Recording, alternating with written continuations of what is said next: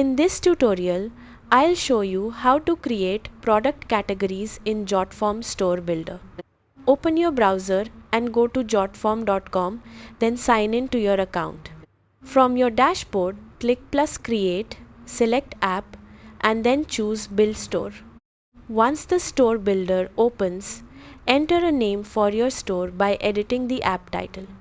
In the left panel, click add element and add the product list element to your store. Click on the product list to open its settings in the right panel. To organize your products into categories, create or edit your products and assign each one to the appropriate category. Add the product name, price, description, images, and select or create the category you want the product to appear in. Repeat this process for all of your products, creating additional categories as needed to keep your store organized. When you're finished, review your store to make sure the products are grouped into the correct categories. Finally, click Publish to make your store live and share it with your customers. That's how to create product categories in Jotform Store Builder. Thanks for watching.